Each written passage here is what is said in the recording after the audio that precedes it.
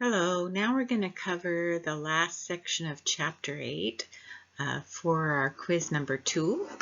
And this will finish the last section of PowerPoints from chapters 6, 7, and 8 in early childhood to prepare you for the quiz. So in this PowerPoint, we're going to focus on language.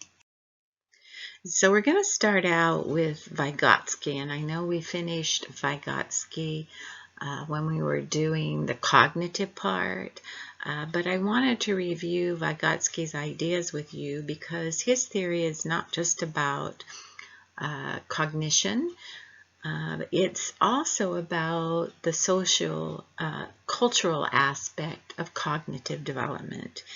And if you remember, his main focus is scaffolding, where we can speed up development if we observe a child's skill level, and then we know what comes next. We can utilize the zone of proximal development between what they know and what would come next, and we can scaffold that development.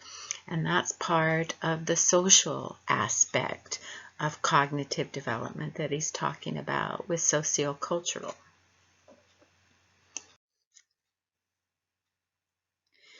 He also emphasized the importance of language as a significant contributor to thinking skills. And he says that language helps us organize our cognitive schemas and representations. And he says that in early childhood, there are really two types of speech. There's the speech children use to communicate with others, and then there's private speech.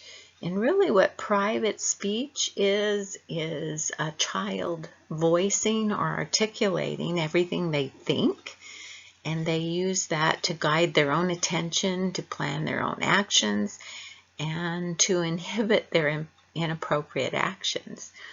And so it's a time when we can really get insights on what children are thinking because they're telling us everything they think. As they get older and older, they're going to start saying less and less of what's going on in their head. And so pay attention to what young children say. It can really help you better understand them. And that's part of why sometimes it feels as adults to us that children never stop talking. And it's because of that private speech. When they become teenagers, we wish we could get some of that back because they hardly want to talk to us at all about these kinds of things when they're adolescents. And so in early childhood, children's expressive language, or what they say to communicate with others, and their receptive vocabularies, or what they can understand that others say to them, increase enormously. They can understand about 169 words at 16 months. So that's not even at age 2. By age 5 and 6, English-speaking children are estimated to comprehend the meanings of about 10,000 words. And so children learn an approximate understanding of words through fast mapping, or acknowledging and repeating new words based on the context of the words. And they start doing this as early as 18 months, but become more efficient at ages 2 and 4. And actually, we all do some fast mappings with words we don't understand. We can look at the context of the meanings of the words around it, and then develop our understanding of what that word means even before we look it up in the dictionary or online. So children understand basic English sentence structure as early as 17 to 18 months. What we want to make sure that we do to facilitate and support the development of sentence structure is that we want to make sure that we don't correct them when they're inappropriate, but we just repeat what they said, and when they're ready to utilize the new information that we provided, they'll recognize it and add it to their repertoire. If we correct them and say, no, you shouldn't say that, you should say this, they're less likely to talk to us. So for example, if they say, my foot hurts, and that makes sense basically because we usually add an S on the end of a word when we want to talk about more than one. But when it comes to foot, the plural is not foots, but feet. And so rather than correcting the child, we would just say, oh, your feet hurt. And when they're ready to recognize that difference between their foots and your feet, they'll incorporate it in what they say. And you won't affect your personal relationship with them. From 2 to 4 years, children master the basic subject-verb-object order in their own speech, learning how to use a verb in a similar manner as their parents. So they do a lot of modeling and copying us. So take advantage of that in your interactions with them and scaffold that experience, as Vygotsky would say. So children learn pragmatics, or the use of language in achieving communicative and social goals. And so this is the social application of language. They begin to exhibit turn-taking when it comes to communication, staying on a topic, stating their message clearly, telling a joke, picking up on nonverbal cues, and repairing a social interaction. Keep in mind, though, their versions of a joke and an adult version of a joke is very different. They tend to think that anything related to toileting issues is really, really funny. So particularly in California, we have a lot of children who speak more than one language, or are speaking a predominant language and learning a new language. And so there are 2 ways that people become bilingual. There's simultaneous bilingualism, in which children are exposed to 2 languages from an early age, so they're learning them together. And for the most part, children are very capable of doing that, but what parents need to make sure they pay attention to is if the child is getting frustrated or confused, maybe back off on one language and just focus on one at a time, and then add the second one when they get a bit more proficient in the first one. There's also sequential bilingualism, in which a child learns a second language after mastering a first. And so if simultaneous isn't working, then use the sequential focus. So when it comes to literacy, in the past we used to talk a lot about reading readiness. And in California, unfortunately, in elementary school, they still tend to focus on that. But that perspective believes that literacy starts when a child is 4, 5, and 6, and maybe stretching at 3. But in child development and early childhood, we know that literacy starts before a child is born. And that's why Early Head Start purchases books for parents to read to their baby before they're even born, because the last 3 months of pregnancy they can hear. And so that's where we start promoting emergent literacy. And this is the process by which children develop literacy several years before they can read or write.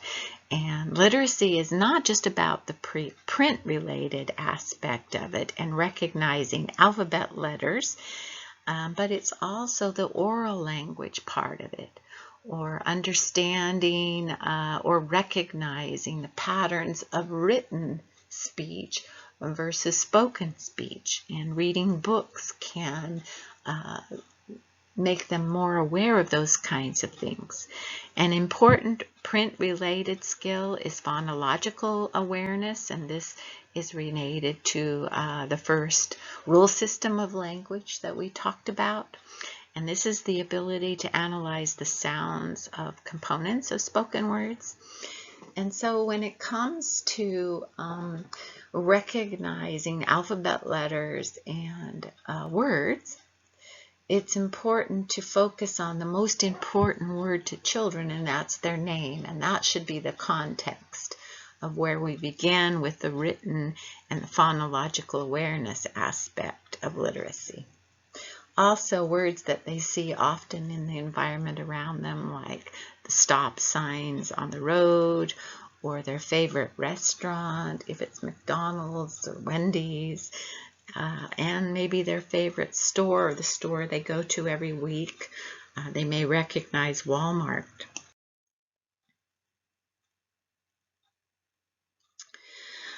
So when it comes to mathematics, by age 3.5, children have discovered 3 important principles of counting. The one-to-one principle, which is to assign one and only one number to each object. The stable order principle, to always say number words in the same order. And then the last one is the cardinality. The last number counted represents the quantity of the set. And so this is by 3.5, and keeping in mind that infants begin the counting process by recognizing they're already focusing on math skills, like when there's more of something. So here are the components of number sense in kindergartners. So here are the counting ones. For example, the ones we just mainly talked about, knowing the stable order principle, knowing the count sequence, and then their number knowledge, like discriminating and coordinating quantities, basic addition and subtraction, and we're already starting to work on that in kindergarten.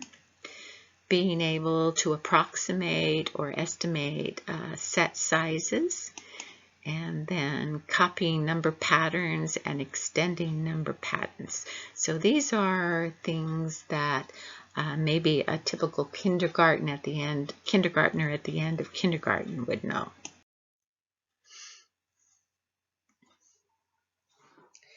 And so even though we talked a bit about child care in the infant toddler section, and we want to keep in mind that children begin group care programs as early as 6 weeks, we tend to focus on the influence of child care and early childhood education as they're getting ready to move on to elementary school. About 60% of children attend child care in the first 2 years, and many begin as early as 6 weeks. And in California, the group care programs for children are managed by 2 parts of government. The Department of Social Services, and they implement Title 22 laws, and these laws are meant for private, for-profit, or non-profit programs, and they focus on minimum health and safety standards. Sometimes Title V or publicly funded programs may have to have their programs licensed, and this is required by state law for community college child development centers. The other area or the other part of government that manages children's educational programs are the Department of Education, and this is regulated through Title V laws, which also regulate elementary, secondary, and community college programs. Title V programs tend to have better quality requirements, not just minimum health and safety requirements. They require more staff training. They have smaller group sizes, and they have more adults per children.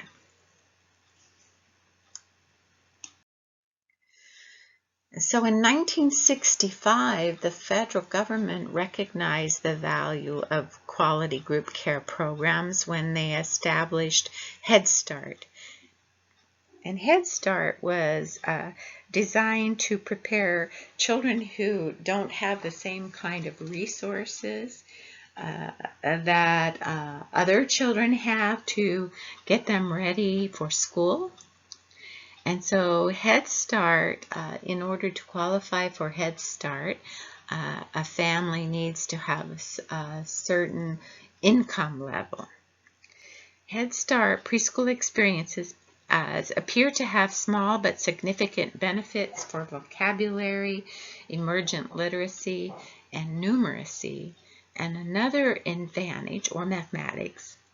Another advantage is that if families have children enrolled in Head Start, there's a family support aspect to those programs, and those families tend to be more involved in their children's educational experiences later on as they get older. And that can be very important in children's academic success. And so children who attend programs that have warm and responsive caregivers, and we're talking about early childhood programs, and provide verbally stimulating, age-appropriate activities later on in their cognitive development and school achievement, they tend to score higher in expressive and receptive language, memory and attention, and early literacy and numeracy skills.